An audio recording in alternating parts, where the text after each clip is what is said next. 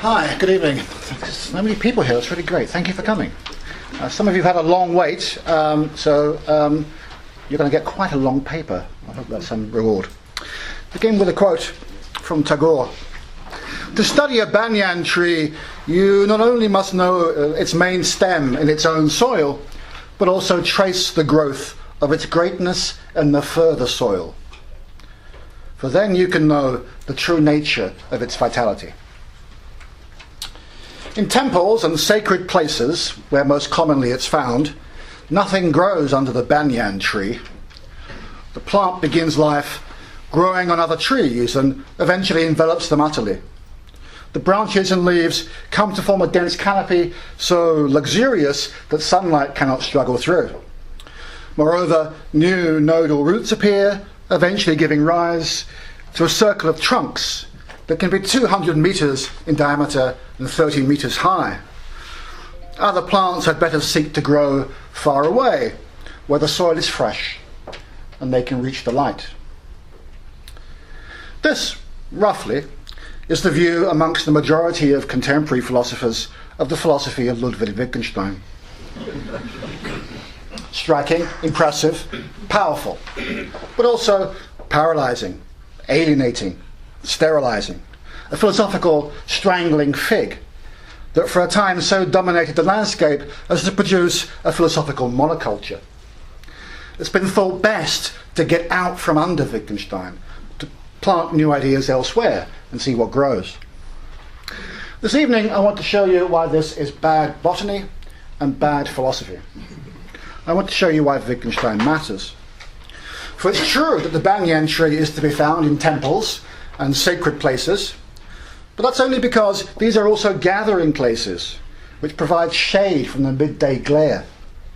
Similarly, I suggest to you one reason why Wittgenstein matters is for the cooling space it allows away from the insistent and dazzling demands of those dominant assumptions and projects in pursuit of what we take to be our needs, through which our intellectual culture defines itself.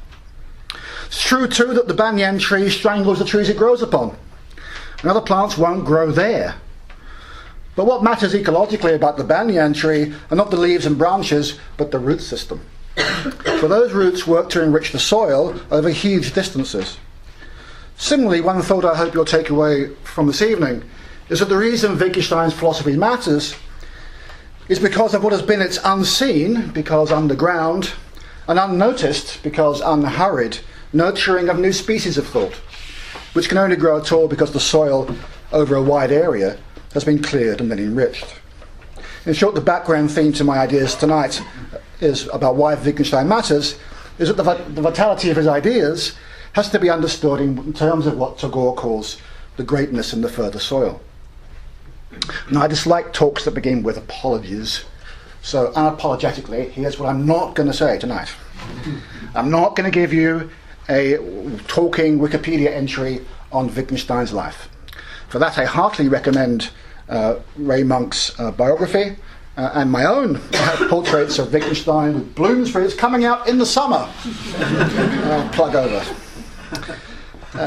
Nor am I going to talk at all about the scholarly and historical controversies that rage about Wittgenstein amongst those who think he does matter, but can't agree why. Nor, finally, can I offer formal summaries of Wittgenstein's major arguments and a defence of each of them against all comers. I am going to cling to my brief and talk about why, as I see it, the central ideas of Wittgenstein matter. I won't be trying to simplify, that would run against the grain of his thinking. What I will do is to amplify. That is, I'll turn up the gain on some of the issues to make them discernible to a larger audience. That gain will involve some distortion, but enough caveats. Let me make my big, loud, clear claim. My contention will be that Wittgenstein matters because if he is right, then a doctrine that's been absolutely central in contemporary thinking across many disciplines, the foundational explanatory role of what we can call representations, is misconceived. And if this central doctrine is misconceived, then what depends upon it is too. In particular, a modern explanatory paradigm of how we human beings, and indeed other animals, relate to each other. and perhaps much more generally, the way in which our culture conceives of the place of scientific explanation. So why does Wittgenstein matter? Well, we need to acknowledge first, and spend some time doing so, I'm afraid, one fact. We could call it the rhinoceros in the room. For many contemporary philosophers, Wittgenstein does not matter. If you ask philosophers, from those in the English-speaking analytic tradition anyway, they'll probably concede that Wittgenstein is the most, or very nearly the most, important philosopher of the 20th century.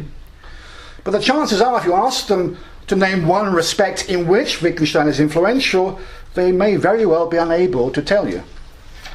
And in their philosophical practice, not only will they not mention Wittgenstein, but they will very fluently introduce positions which Wittgenstein attacked, and because he did so, is thought the most important philosopher of the 20th century. Contemporary philosophers don't argue with Wittgenstein. Rather, and increasingly in recent years, they usually respectfully bypass him.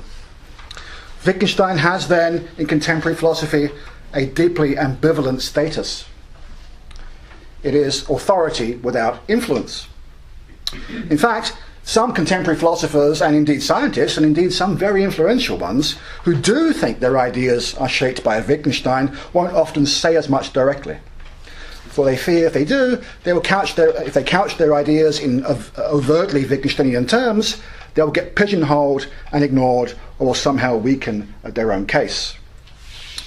Of course, there's no shortage of work, and fine work too, about Wittgenstein. Here's just a fraction of books from the past few years. Perhaps more revealing is Google's Ngram viewer, which shows the percentage occurrence of a phrase in the 5 million books they've digitized up to 2008. If you put in Ludwig Wittgenstein, this is what you get. You can be sceptical about the data, but that falling off is, I think, indicative. And if this were not books, but philosophy journal articles, I'm prepared to bet that Wittgenstein's curve will be seen to fall off much more sharply. The truth is, in the contemporary philosophy, Wittgenstein is unfashionable. Very. Perhaps this graph shows the preferred direction of our culture.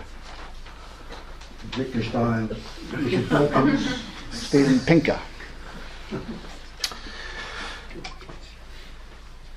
Well, it's probably worth putting that graph, depressing graph to my mind, into perspective. So here we have Derrida, Russell, Chomsky, Deleuze, Wittgenstein, Davidson, Chalmers, Zizek, Quine. Kind of interesting, these graphs. To those people who are not professional philosophers, but who take great interest in philosophy and in what it has to say to our culture, I'm sure that includes many of you here tonight, Wittgenstein's ambivalent status in contemporary philosophy is bound to be thought really, really puzzling.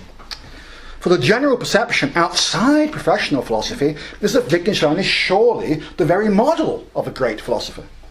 The perception, somewhat inchoate, is that he's a very difficult philosopher, obscure and intense, severe and mystical, charismatic and strange, driven and tragic, and part of whose charisma and difficulty is that what he had to say was intimately bound up with his character and life. He was a Socrates, a Diogenes, an anti-dilettante. Someone who saw philosophy not as a vocation, but as a way of life, his perforce, that he had to lead. Someone who, as high financiers say these days, had skin in the game. That's why, more than any other philosopher, writers and artists have found him an object of fascination and inspiration. He's a subject of novels and poetry, plays, paintings, music, sculpture and films. In short, Wittgenstein matters outside philosophy, in the general culture, because he seems to be what a philosopher ought to be. And this contrasts rather dramatically with the stance of contemporary philosophy to Wittgenstein, which might best be described as passive-aggressive. Why so? In part, though it pains me to say it, the professional philosopher today is likely to be sniffy about Wittgenstein just because of the broader fascination. Their view may be that the more popular perception of Wittgenstein is, as what a philosopher ought to be, is an over-romantic and even pernicious conception of what philosophers are and what philosophy does. Wittgenstein, they would say, came from a family enormously talented, very strange, and as rich as Croesus. He came from a city, Vienna, that at the start of the last century was the very soul of European intellectual culture, and he interiorized all its tensions and contradictions.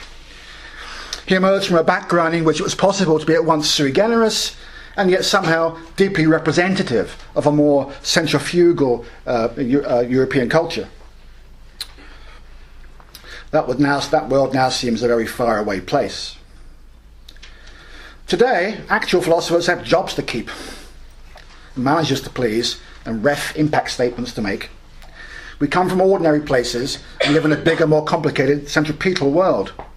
So it's thought both unfair and misleading to think that Wittgenstein is what a philosopher should be like. For this reason, the contemporary philosopher finds the awe in which some hold Wittgenstein, the man, just somewhat embarrassing. The idea of a philosopher who had what indeed were thought of as disciples, philosophers who see another philosopher as a kind of personal authority, alienates them. To put it bluntly, their worry is that philosophers who are centrally interested in Wittgenstein form a kind of weird cult. They think that should not be the impression of philosophy that the discipline gives to the wider world. Still, even aside from the fact that what the wider culture finds attractive, professional philosophy finds alienating, there are real, important and much discussed grounds for Wittgenstein's ambivalent position in contemporary philosophy, and these arise from what might be thought his kind of intractability for academic purposes. One obvious ground is that it is, or is perceived to be, extraordinarily difficult to cull selective insights from Wittgenstein's work, which can be put to work in some other project. Well, this is not because, as with Leibniz or Spinoza or Kant, it forms some vast theoretical edifice in which each part only makes sense because of the rest. Rather, I think it's because Wittgenstein writes and thinks with the most ruthless intellectual honesty of any philosopher in our history.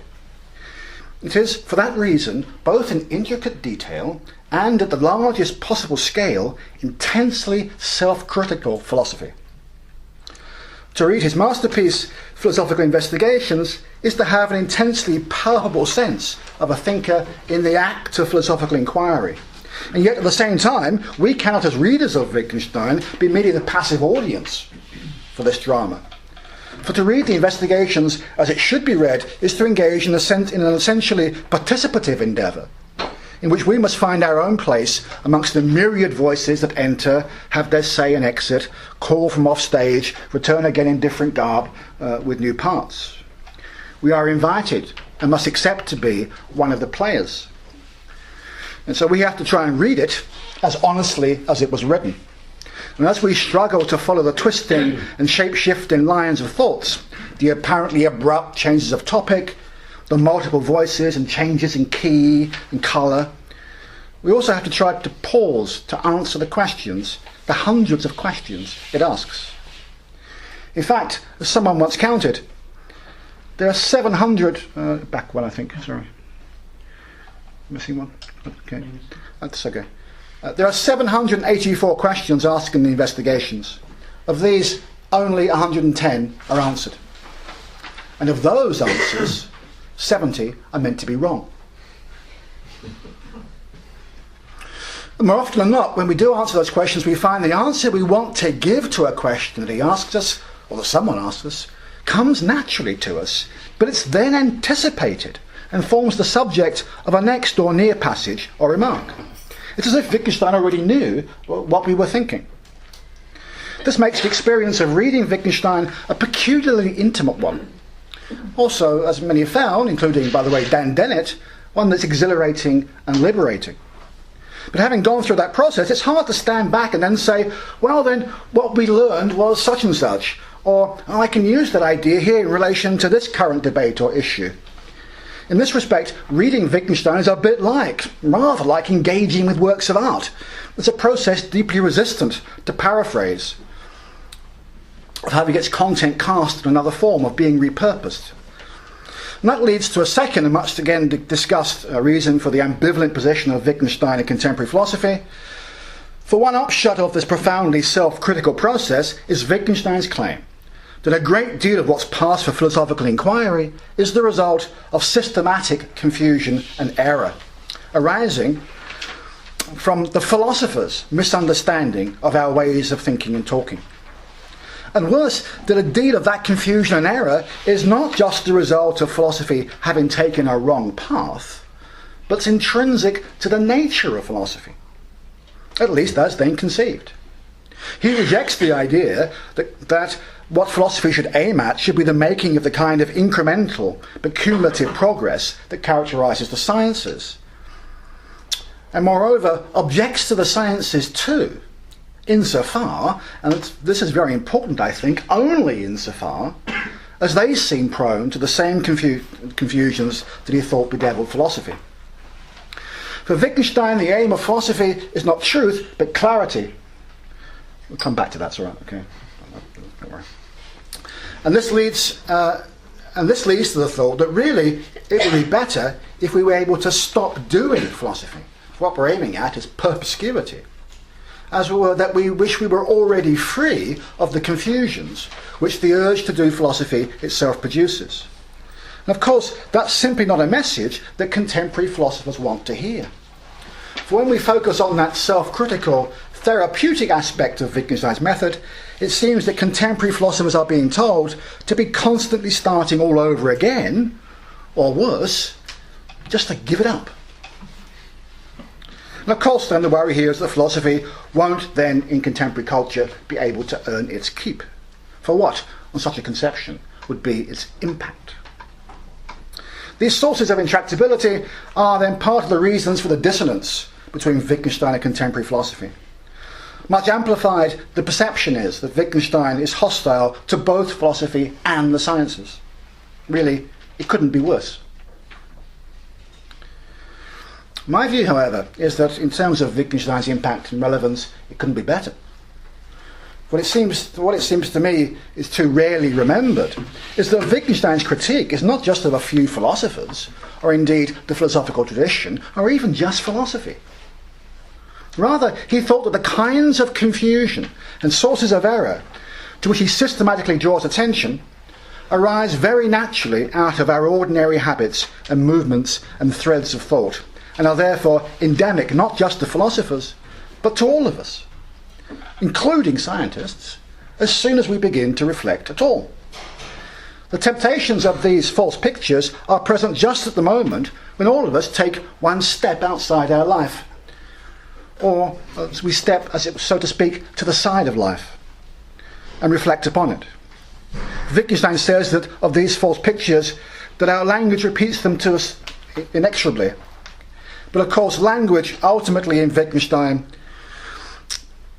is not some abstract notation, but our form of life itself. So it's our lives and ourselves enmeshed in language that repeat the pictures inexorably.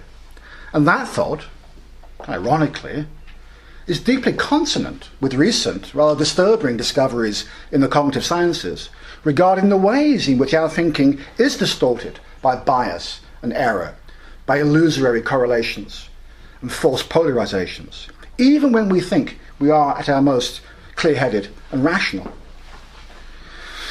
In fact, as Wittgenstein does in places insist, the task of uncovering and diagnosing and healing these confusions, this immense self-critical task, both for ourselves and for our culture, is a never-ending one. And that means that Wittgenstein's impact on all of our thinking, first reflections, philosophical, scientific, is enormous. It's also threatening. Let's have an excursion to an example that illustrates some of these issues. At the same time helps me a bit further towards my big, loud, clear claim. I haven't forgotten that. If you Google for Wittgenstein and find almost any quotations page, you'll invariably find, no doubt because one quotation site just quotes another quotation site, the following attributed to him.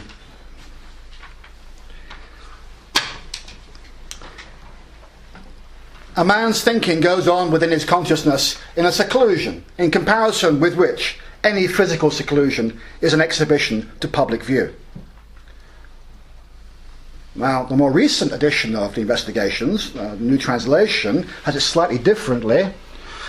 Man's thinking goes on within the inner recesses of his mind in a seclusion in comparison with which any physical seclusion is a lying in full view. But I'm interested in the first one because that's the one that gets widely quoted. Now, I think it very likely that the majority of Googlers who come across this remark think something like this. Yes, that's right. And well expressed. And they nod sagely. Isn't that just how it is? How it feels sometimes? Gosh, that is a profound thought. And you know, there's something heroic about it. Great philosopher, that Wittgenstein. And probably too, if someone knows a little bit about his life, they may think, yes, it's rather poignant. Okay? That intense and lonely mental struggle. The isolation. That's how he was. If you Google for this quote directly, you'll see it used as an epigram in a number of places. For example, go on, yeah, go on. Hannah Arendt Centre has this on their front page. You'll even find it approved by the Bombay Department of Civil Engineering. Though this use seems to me both mysterious and in engineers who build bridges and things that people's lives depend on, a bit sinister. Of course, what Wittgenstein actually says is this, in the text. The difference? Well, the quotation marks, of course, are in the text. And Wittgenstein is surely not quoting himself. He gives these words to one of the many voices that weave in and out of the drama of the Investigations. It's rather comic that it should be so widely quoted without, as it were, the quotation marks themselves being quoted. It is also very serious, for we have here in tiny microcosm the whole case for why Wittgenstein matters. The widely quoted and rather self-flattering view that we are metaphysically but heroically secluded within our thoughts is precisely the picture that Wittgenstein was trying to free us from. You might detect in the tone given to the voice there, as I think I do, a certain rather finely drawn, ostentation, a certain pomposity. Okay? It's actually rather more evident in the newer translation, man's thinking. Wittgenstein wants to show us that our thoughts are not private in this way, that this is not how it is. But he also wants to show us why we think it must be like that. Typically, Wittgenstein, now speaking for himself, does not explicitly deny the claim, but comments on it with two slightly disturbing micro thought experiments. The first one of the 784 questions he asks, says, if there were people who always read the silent internal discourse of others, say by observing the larynx, would they too be inclined to use the picture of complete seclusion? The move is a deflationary one. The implication is that the great metaphysical fact of individual seclusion, each from the other, that we were so pleased to have articulated, can't be just contingent on a few facts about the physiology of the brain and the larynx, and as we might worry today, whether or not Derren Brown is in the room reading your larynx. If one was inclined to think the picture of absolute seclusion profound or heroic, that sudden deflating is going to hurt. One possible response is to reply, but that's not what I really meant. I didn't mean that someone could never in fact know what I was thinking, be able to work it out in some clever or bizarre way. He might know the content of what I think, but still they wouldn't be his thoughts. My thoughts are, my thoughts. Well, yes, Wittgenstein might reply. Again, and your signature is your signature. What seemed to be a profound, flattering thought condenses into a tautology.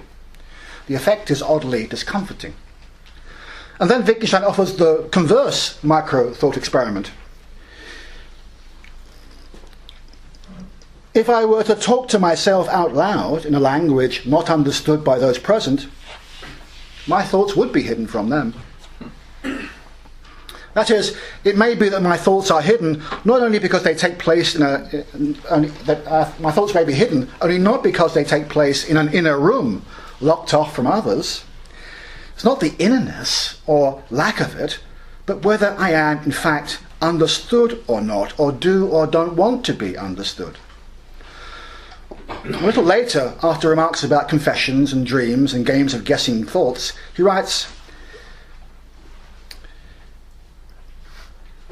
"If I see someone writhing in pain with evident cause, I do not think, all the same, his feelings are hidden from me."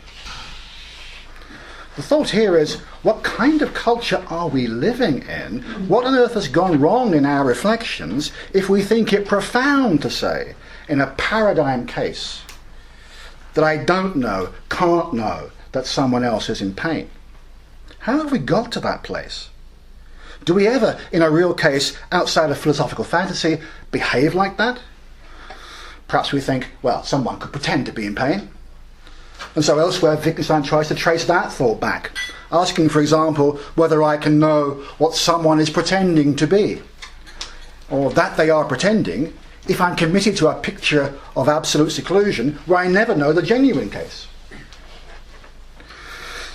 In this passage, Wittgenstein instead reminds us that we can indeed be hidden from each other, but this is not a matter of a metaphysical truth about which we could do nothing. He says, we also say of some people that they are transparent to us. It is, however, important as regards this observation that one human being can be a complete enigma to another. We learn this when we come into a strange country with entirely strange traditions, and what is more, even given a mastery of the country's language. We do not understand the people, and not because of not knowing what they are saying to themselves. We cannot find our feet with them.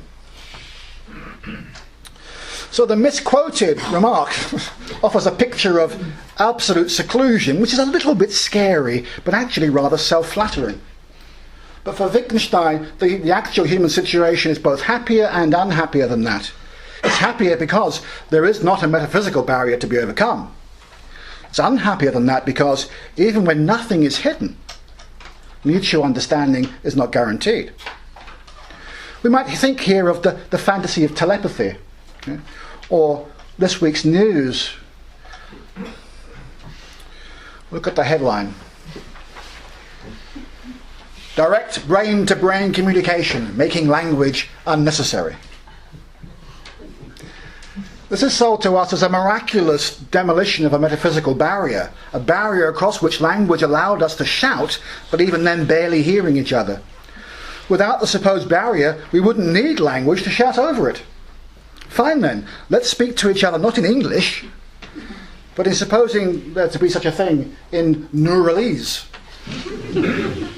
How exactly does that make anything easier? Does it mean that the teenager will suddenly understand what his parents mean? Or that the Israeli and the Palestinian will reach agreement? Will we now understand the non-linguistic line?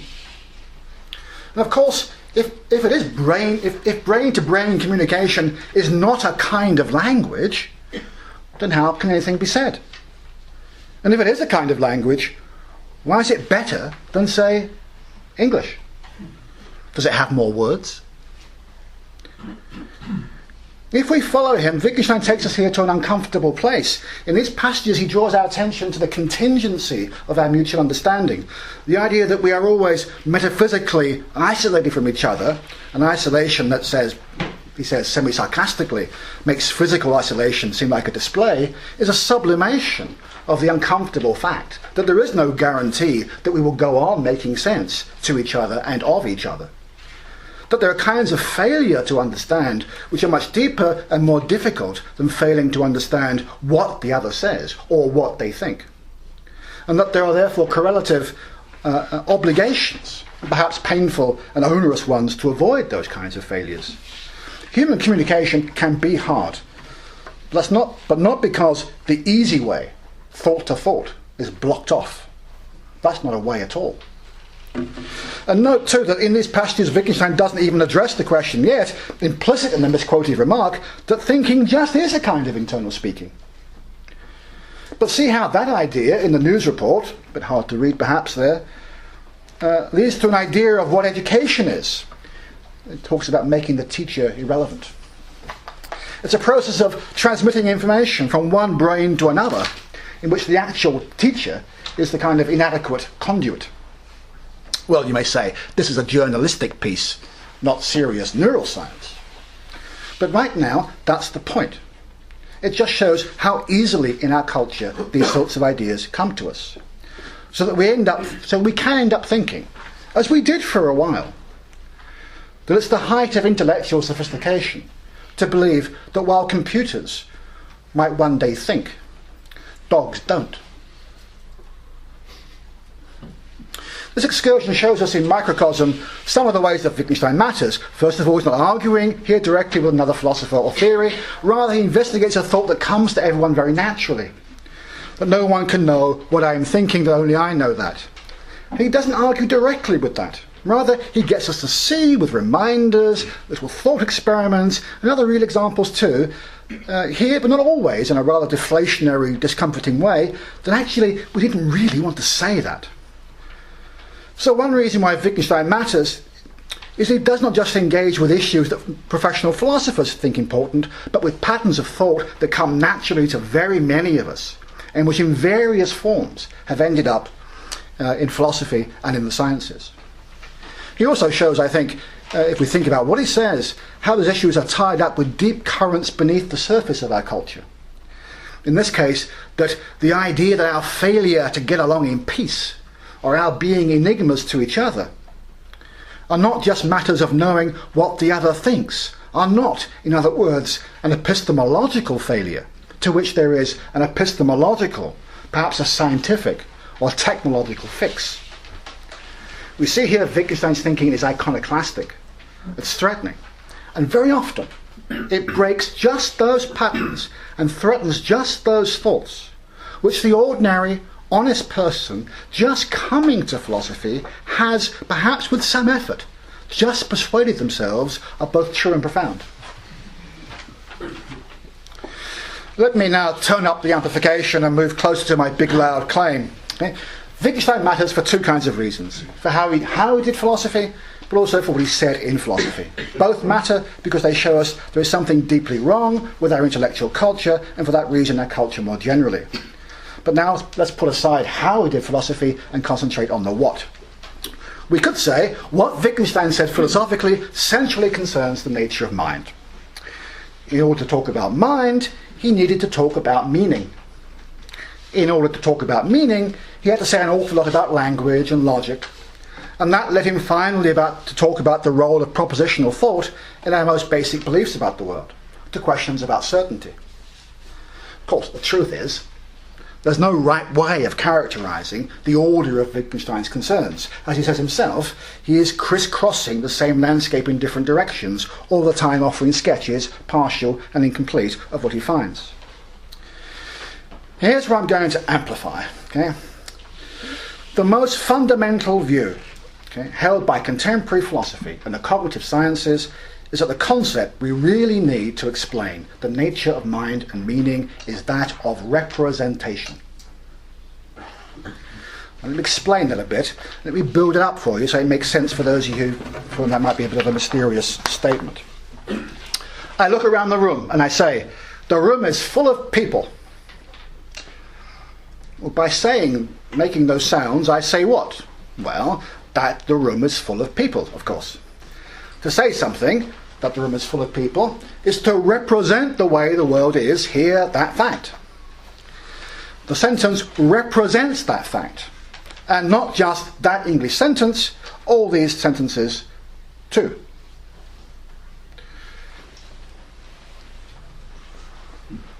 We might say the representation, they represent it's the idea, the proposition of which these sentences are expressions. Equally, of course, I could draw a picture of the room showing it to be full of people.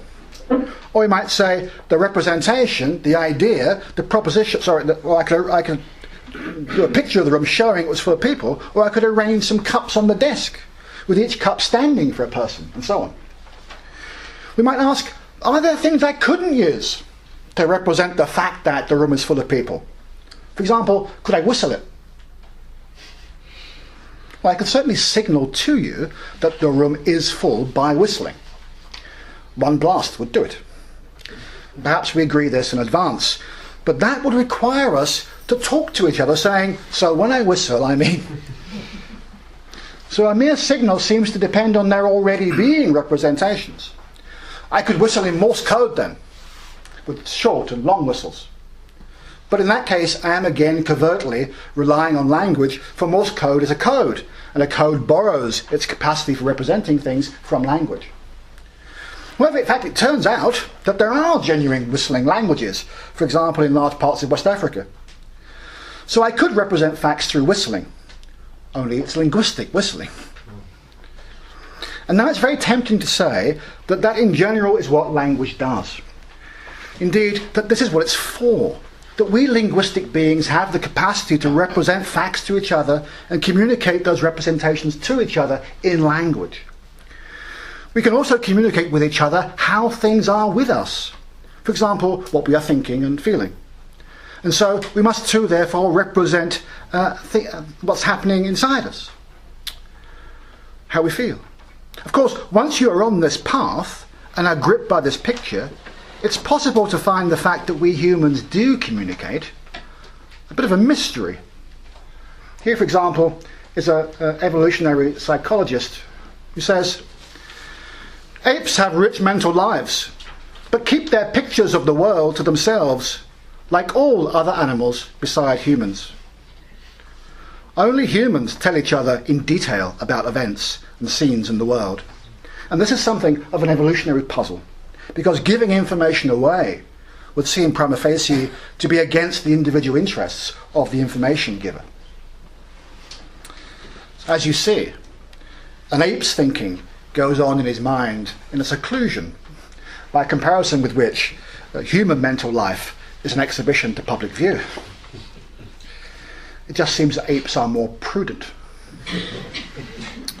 But now we might ask, how is it that such things as marks and signs and whistles are capable of representing anything? It's true that the picture I draw looks like the room with people in it. That seems straightforward. The picture represents the room because it looks like it. But the sentence and the whistling don't look like the room. They're just arbitrary signs. So how do they get their representational power? Well, we might say by convention. We agree that certain sounds mean certain things. We agree our definitions. But hang on, that won't do. For to agree certain definitions, we should already have to speak a language and be able to communicate with each other. Here that a sound or mark will represent this or that. And that's what we're trying to do here, to get off the ground here, to explain how representations, here linguistic ones, get going. We can't explain the possibility of a language by assuming we already have one. Indeed. And here is our first lesson from Wittgenstein that comes very early in the investigations, that we shouldn't try to describe the acquisition of language as if it were really just the learning of a second language. So if not by convention, then how? Well, we noticed that we didn't need to resort to convention in the case of the picture because it just looks like the thing it represents. What if a sentence represents how things are in the room because it's in some way associated with a picture of the room being full? Well, what picture? Well, a picture in your heads, like the kind Herford thinks the ape has. Perhaps when I say the words, the right picture appears in your heads. Now, this kind of move is not only very often the first thing people actually say when you ask them these things, it's just the kind of thing that philosophers said back in the 18th century. But let's not worry about them now. Our honest Joe says, I understand what you say when you say the room is full of people, because that makes me have a picture, not a real one of course, but a mental picture, a mental image of the room as full of people. The words you say are just arbitrary signs, really. They only represent anything because they make me have the picture, which really does represent the fact that the room is full. Because, like an ordinary picture would, it looks like a full room. Now, at this point, we might want to make a Wittgensteinian move. We could reply, you say that you have an inner picture of the room being full, but aren't you already in the room? I mean, aren't you already looking at the actual room? If you need to see the room to see, I mean, what is it? Where's this picture of the room to go? Does it line up with what you actually see? Does it get in the way? If you need to see the room to see not whether what it said is true, but what it means, why not just look at the actual room rather than a picture of the room? For the picture of the room only works because it looks like the room, and the room you already have. We might say, isn't the room its own best picture? And some have generalized that thought and said, yes, and the world is its own best model. Still, perhaps now we think of cases where we are not in the room. Someone telephones us and says, tells us the room's full. And then we have this picture. Or maybe we're thinking of a case where we are in the room but it's empty and what's said is false. Or perhaps a case where we're just wondering whether the room is full and what it would look like if it were. But if we can understand the sentence, again, not whether it's true, but what it means, when we are in the room and it's full and we don't have the picture, why do we need it in these other cases? We're likely to feel a bit frustrated now with this Wittgenstein. After all, we think, the words mean something. So where is the meaning found? Of course, talk of pictures in the head sounds terribly old-fashioned. No one thinks, do they, that computers have mental pictures, and they surely do represent things. For example, the time, or numbers, or words.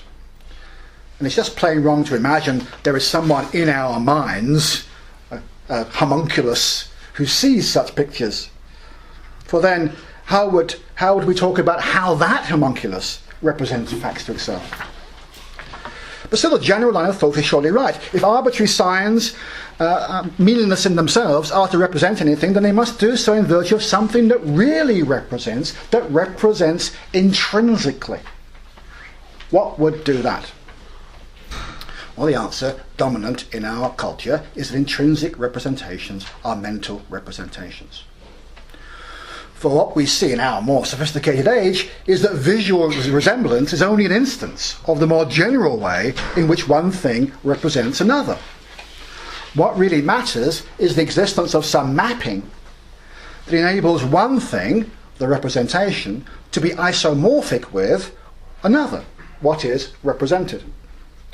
And because we don't believe in the hocus pocus of the soul, God forbid, we should say that mental representations are actually neural representations. But the neural representation is in some admittedly yet to be wholly understood sense isomorphic with what it represents. So, for example, my memory tomorrow of the room having been full will wholly consist in the existence of some state of my brain which will encode and store in some archive for retrieval the representation of the room being full. We could call it an engram. And now let's run our MRI scans and look for it. And if we don't find it, and a great deal of work has been done not finding it, it can only be because the encoding is incredibly subtle, for it must be there. But in any case, we have established that the mind is a representational engine. It manipulates representations. And mental representations must be intrinsically representational states of the brain or our neural system. And that's why, when I utter the arbitrary sounds, the room is full of people, the words can be meant and understood as representing that fact. Behind the arbitrary paper money lies the gold in the bank, which is intrinsically valuable. Behind the arbitrary sounds and marks of language lies the mental or neural system, which is intrinsically representational. And probably what matters is not even that it's a neural system, but only that it's a physical system with enough complexity to contain the needed isomorphisms. So we can say now humans, dogs and computers differ only in their relative complexity and flexibility. They're all representational engines. and thus amplified, and with everything that leads to it, and with everything that leads from it. This view, certainly from the 60s through to at least the mid-90s, has been the dominant intellectual doctrine of the modern age. It has several, this classical cognitivist picture has several elements. What an organism does and how is explicable through processes or states which are describable in terms of the individual organism alone. B, that such processes and states are intrinsic to the organism, in some sense yet to be specified. C, that the internal states of processes enable the organism to do what it does in virtue of their representational content. And lastly, the representational content is local, discrete, and logically distinguishable from both its origins and its use in the larger life of the organism. Now, is that basic doctrine still dominant? It's very hard to answer that question. Stalwarts hold that it's still alive and well and deserves to be, and that the Wittgensteinian critique is not just wrong, but anti-scientific. You ask others, they will say nobody seriously holds this view anymore, and it's pointless for Wittgensteinians to keep flogging its dead corpse. Others hold the doctrine is dead, it just won't lie down. It finds new ways to take shape. Now I must say, insofar as we're concerned with the essential, insofar as seems to me at least, it seems pretty much in place and largely unreconstructed, certainly in many places. And this is most evident. I think the evidence for that claim is in the now entirely ubiquitous model of explanation of how we understand each other, how we make sense of each other, how we are more than to each other than permanent enigmas. For if minds are representational engines, the question arises whether they possess representations of other such engines and their representations, other minds. Since it seems that humans, at least after a certain age, can represent how things are with others, that they can hold false beliefs, have perspectives, feelings and so on, it seems they must. But how so, given that the other's representations are necessarily hidden from them? Indeed, we might say, hidden in such a way that by comparison their physical seclusion is an exhibition to public view.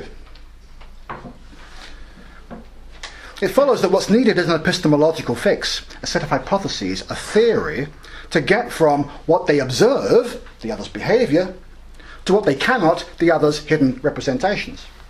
And it will now be interesting to discover if people who are thought not good at understanding others, say because they are on the autistic spectrum, are lacking such a theory. It will also be interesting to ask whether non-linguistic animals lack this capacity or have it, and to what degree.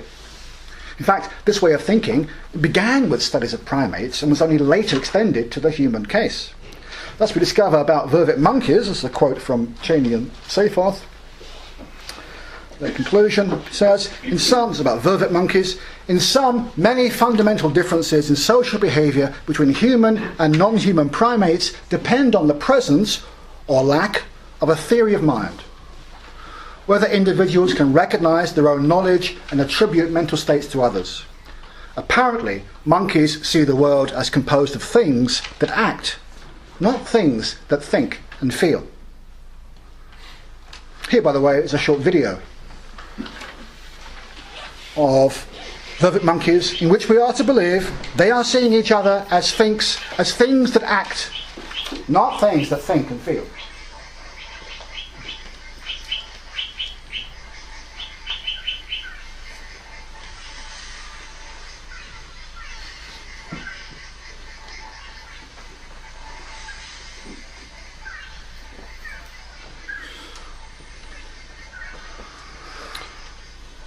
And Wittgenstein might ask us here, and how would they look if they were seeing each other as things that think and feel?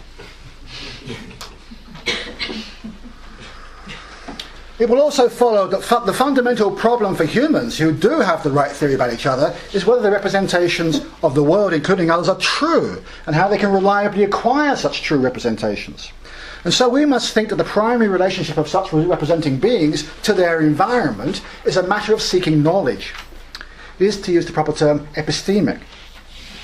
And so too we will think our scientific endeavour to gain genuine knowledge of the world is an expression of the essence of what it is to be a representing being. Not just ourselves, but anything that we can count as meaning and as minded. We human beings do lots and lots of interesting and valuable things, no doubt, but only insofar as we have a scientific culture are we the culmination of minded nature. It's only in us, as far as we know anyway, that in order neural process, neural state, representation, thought, proposition, sentence, knowledge claim, scientific theory, world all line up together, united in single isomorphism available for objective inspection. Whether you think Wittgenstein matters is ultimately a question of whether upon reading him you come to believe, as he does, that somehow, somewhere, somewhen, something in all this has gone terribly, terribly wrong. How much you think he matters will depend upon how you take that thought forward. At an absolute minimum, and believing the doctrine about representations to be true, you might think that Wittgenstein matters because he himself laid the foundation for this line of thought in the Tractatus. And then impressively but misguidedly, in his later thought, he came to question the thinking that leads us to that position. Or you might think that Wittgenstein matters because he has both arguments to show that the doctrine is false, okay, and what we would now call an error theory about its mistaken motivation, but has nothing positive, or at least not equally problematic, to put in its place. Or finally, you might hold that he has powerful arguments to show the doctrine is false. That this combined with a therapeutic diagnosis of why we should be so confused to think it was true. And that he also lays at least the foundations for an entirely new and, relative to the doctrine, revolutionary way of thinking, of conceiving of mind, meaning and knowledge, which it now falls upon others to take forward. This, roughly, is the view of those who see themselves in the new inactivist traditions. Connectivist, distributed, extended models of the mind in which the idea of discrete, localized representational content, if it's not been entirely replaced, is radically transformed into dynamic, worldly engagements, interactions, and enactions. And what has brought about those changes is precisely Wittgenstein's influence in the further soil. And which position you take will depend upon what you make of the core passages of the investigations. For those passages are directly aimed at undermining the kind of picture I've just been outlining and tracing, and of tracking those pictures back to their origins. The early remarks about what the actual uses to which language is put, the extraordinary variety of things we do with and in language, seek to undermine the very first thing we said, the very beginning of the conjuring trick, that saying the room is full of people was a representation of a fact, and that therefore representation describing is the essence of what we do in language. In those passages, Wittgenstein tries to convince us that there's a huge number of things that we do in and with language. That representation and saying what is the case is one amongst them, and not what they all depend upon. And that even then, we should not think of language as a kind of magical power, but as a natural phenomenon, like eating or walking. And it's a mistake to think that a natural phenomenon has an essence in that way. The arguments that come later about the nature of rule following in the investigations attack a descendant of the basic doctrine, that what we have are not representations, but internal rules for the use of representations, such as words and sentences. And Wittgenstein tries to show that thus conceived, every rule will stand in need of a further rule to assure its correct application, which in turn would need another. It's incoherent, therefore, to think of rules in such a way. We cannot buy intrinsic representation at the price of self-applying rules. Instead, we have to think of we have to think of a way in which rules and hence meanings gain their traction in our lives, in our practice.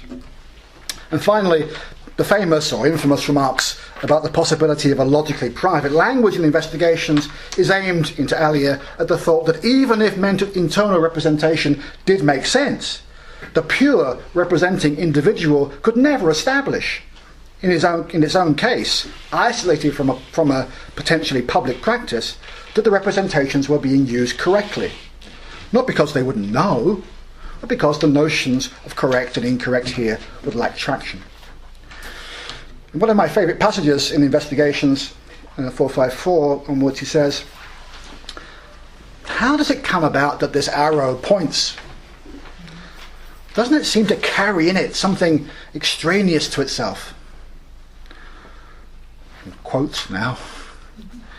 No, not the deadline on paper. Only a mental thing, the meaning, can do that. That is both true and false. The arrow points only in the application that a living creature makes of it.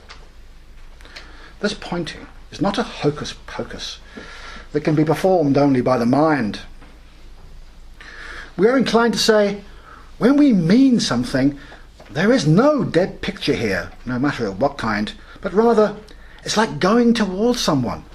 We go towards the thing we mean. 457. Yes. Meaning something is like going towards someone. Here the arrow sign, is a brilliantly simplified instance of meaning, a proxy for the idea of intrinsic representation.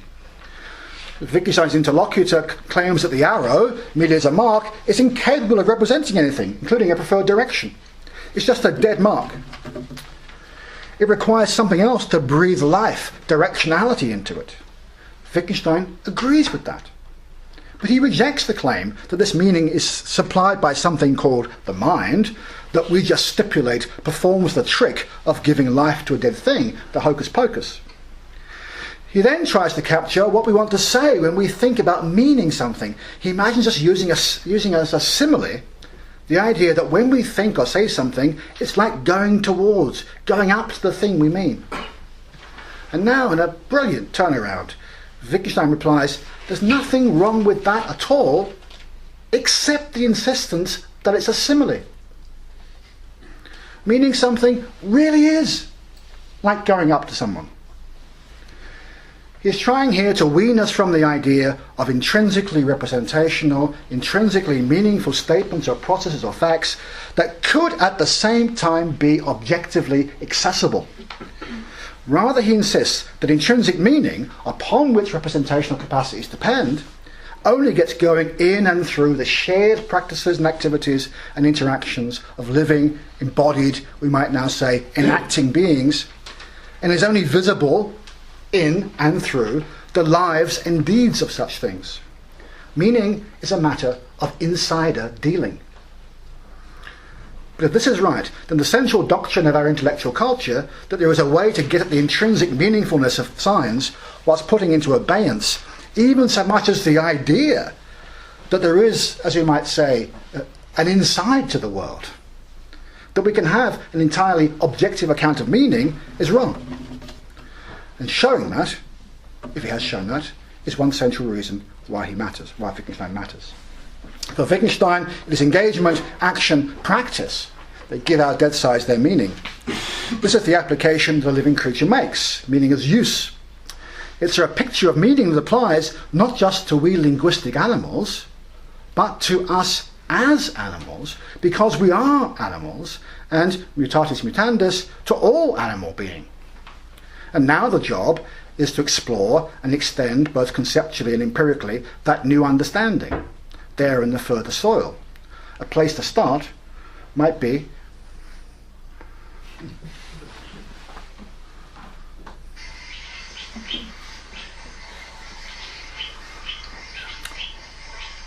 seeing differently now.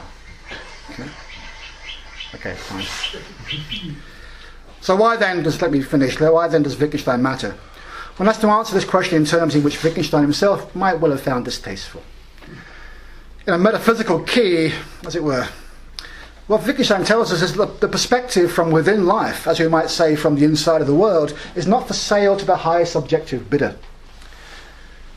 His complaint is that there is a standing intellectual temptation, which is natural to us, but which is unnaturally amplified through our culture, to, as it were, paint the outside of the world onto the inside. We want our meaningful practices to be real.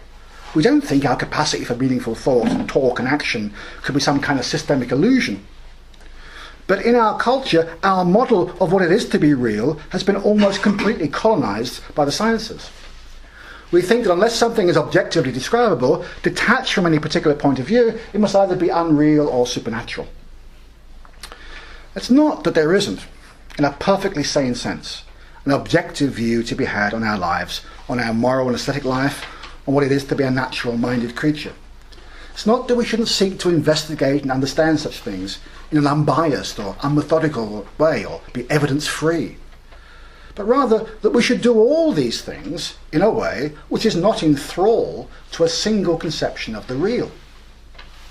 For me, the remark that best crystallizes Wittgenstein's fundamental view and why his thinking matters is this one: not empiricism, and yet realism in philosophy. That is the hardest thing.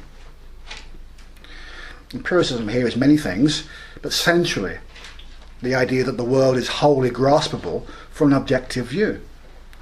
The realism is neither the metaphysical nor the epistemological version. It is instead a capacity for seeing the world and our lives in it, seen from the inside as well as the outside, whole and shared, aright. My view is that preserving and nurturing that capacity, given the homogenizing and totalizing forces in the opposite direction, and given to our own capacity for self-deceit, almost as soon as we begin to reflect upon our nature, is vitally important for our understanding both of ourselves and our place in nature, and for the health of our culture. But you had best discover for yourselves, in continuing or beginning to read and think about the work of this great philosopher, this great Banyan, which I hope you will do, having heard tonight from a very partial view about why Wittgenstein matters.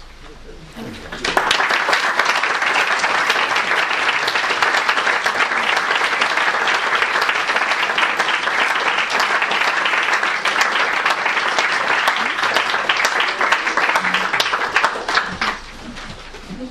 So very much. We're dressed like twins. That's just really. Yes, we are. We didn't do this on purpose.